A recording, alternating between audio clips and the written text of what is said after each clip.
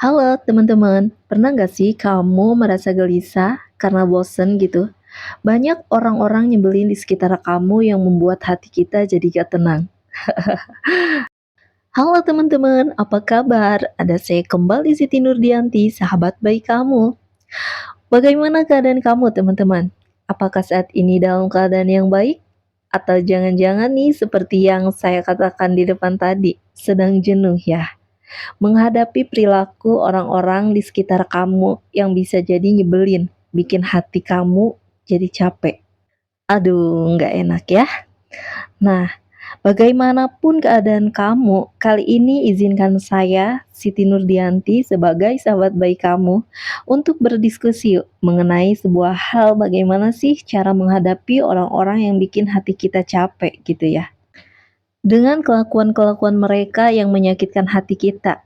Ini dia. Jadi gini loh teman-teman, ini sebenarnya terinspirasi dengan kisah hidup saya sendiri. Saya sama seperti kamu yang kadang-kadang merasa jenuh ya dengan perilaku orang-orang yang di kanan kiri kita yang tidak bisa kita tebak dan cenderung menyakitkan hati. Coba deh, sekarang saya minta tolong kamu bayangin perilaku orang-orang yang nyebelin di sekitar kamu. Bener nggak sih bikin hati kita capek? Nah, sekarang kamu sadar nggak teman-teman, kenapa ya kok perilaku mereka itu bikin hati kita capek gitu ya, bahkan cenderung lelah gitu. Saking lelahnya mungkin mohon maaf ya, pernah terbersit dalam hati kamu kayaknya lebih baik gue mati aja deh daripada harus menghadapi kayak gini terus. Pernah seperti itu?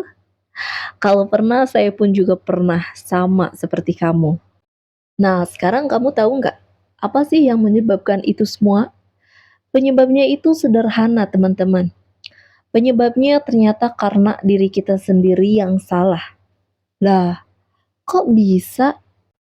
Kebiasaan nih di video ini, kalau kita lagi mau menyalahkan orang lain, kenapa ya video ini tuh kok bisa banget membuat diri kita sendiri menjadi yang salah gitu?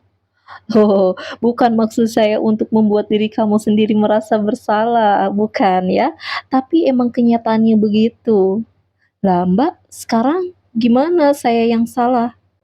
Orang mereka yang nyebelin kok, mereka yang perilakunya bikin saya sakit hati.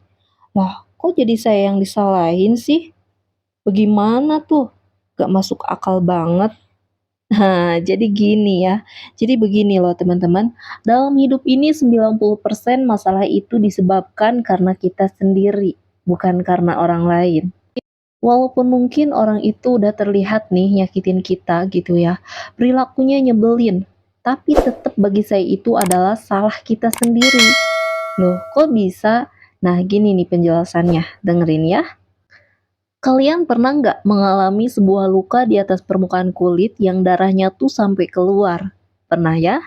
Dan gimana tuh rasanya? Gak enak banget? Sakit? Perih? Gak enak banget ya? Nah, sekarang saya tanya nih, seumur-umur kamu pernah berdarah kulitnya, bagaimana sih caranya? Kok bisa tuh darahnya banyak tiba-tiba sembuh? Kamu apain?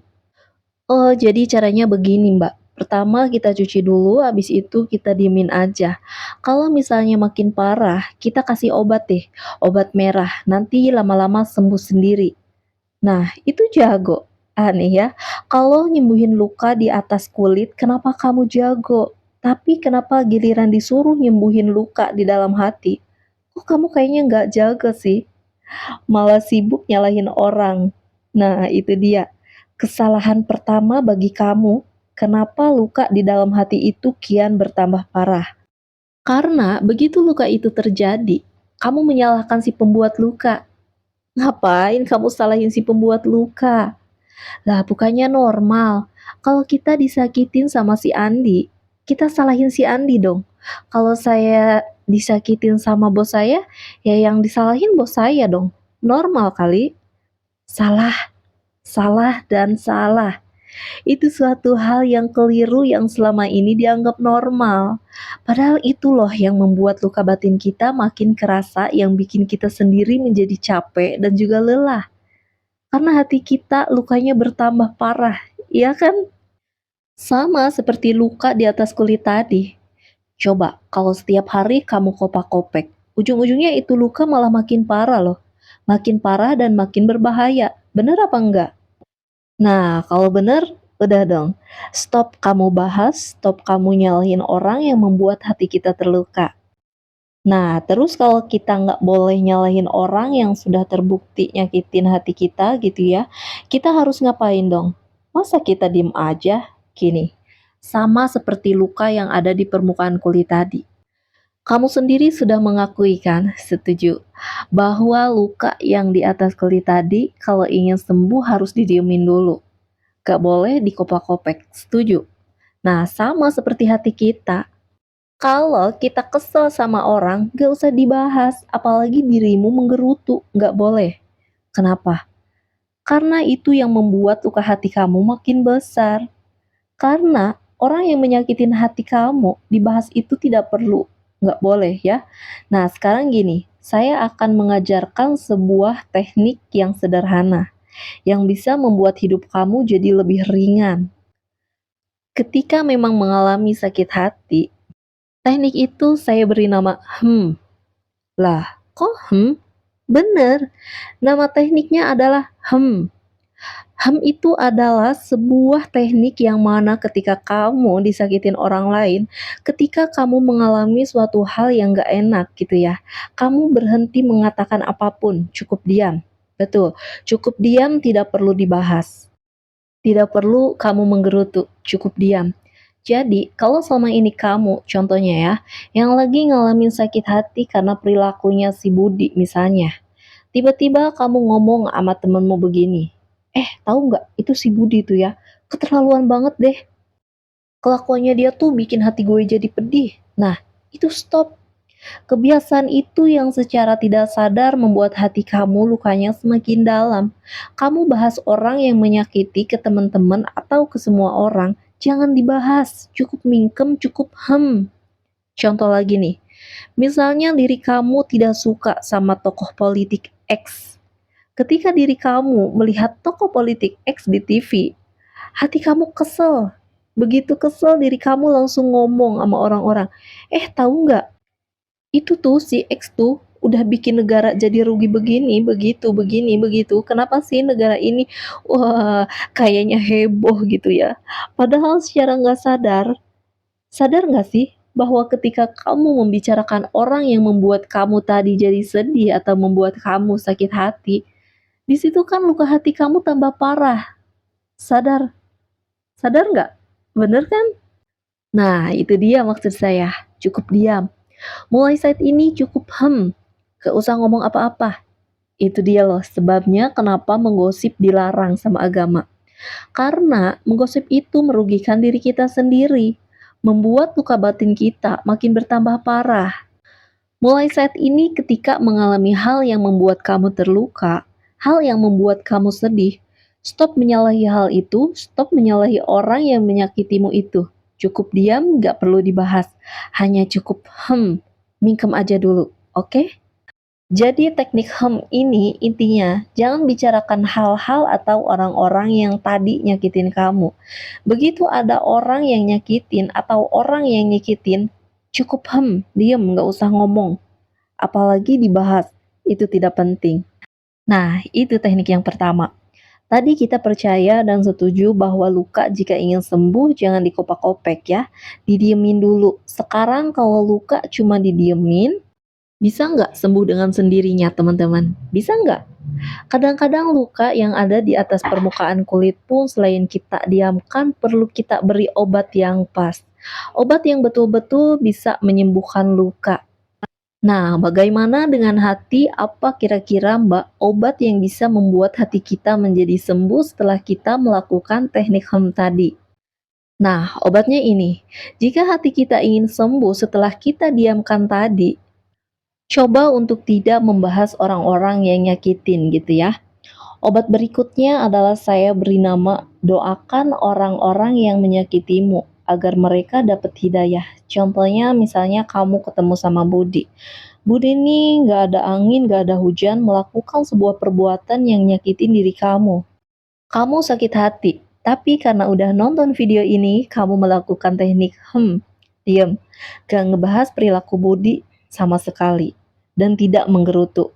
Bagus. Nah, setelah itu kalau cuma sampai di situ, itu rasa keselnya masih ada. Supaya rasa keselnya hilang, kamu langsung pejamkan mata dan doakan si Budi tadi dengan doa seperti ini. Ya Tuhan, tolong tuntun teman saya Budi. Dia tidak tahu akan perbuatannya yang salah. Tolong berikan dia hidayahmu, petunjukmu, ke jalan yang benar. Kasihanilah dia, bawa dia ke jalan yang lurus. Dia tidak mengerti apa yang dia perbuat. Tolong dia ya Tuhan dengan pertolonganmu. Amin. Nah, sekedar kita mendoakan itu aja, itu rasanya hati kita sendiri yang jadi lapang loh teman-teman. Coba sekarang kamu tes deh. Doakan dulu orang yang pernah menyakiti kamu ya. Pause dulu video ini. Kemudian kamu pejamkan mata, doakan orang yang baru saja menyakiti kamu dengan doa yang saya katakan tadi. Coba rasain. Ada nggak perbedaannya di dalam hati? Pasti ada. Lah, kok bisa ya mbak? Hati saya jadi lapang? Yaitu, karena dirimu sudah membuat hatimu sendiri terobati melalui doa orang yang menyakiti kamu. Jadi orang yang menyakitimu jangan dikutuk, jangan. Jangan dihakimi ya, tapi doakan mereka supaya mereka kembali ke jalan yang benar. Itu adalah suatu hal yang terpuji dan paling betul ya. Coba rasanya gimana?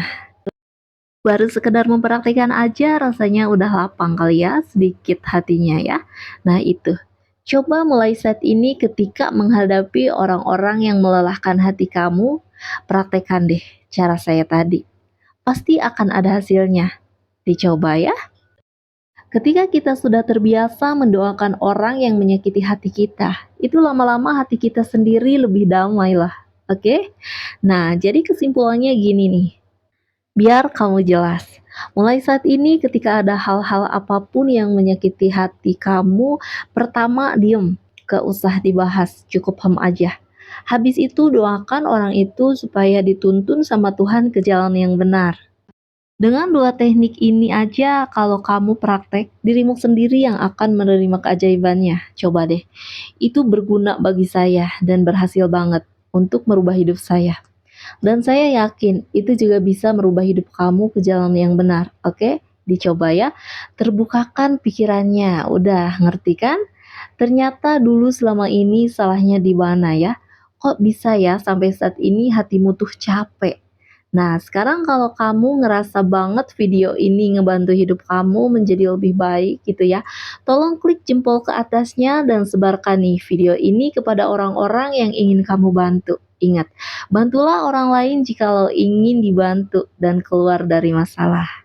Yang belum subscribe boleh di-subscribe dulu ya, karena subscribe itu gratis.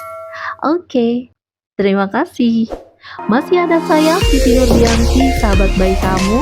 Tetaplah semangat, teruslah berbagi dan saling menyayangi. Bye-bye.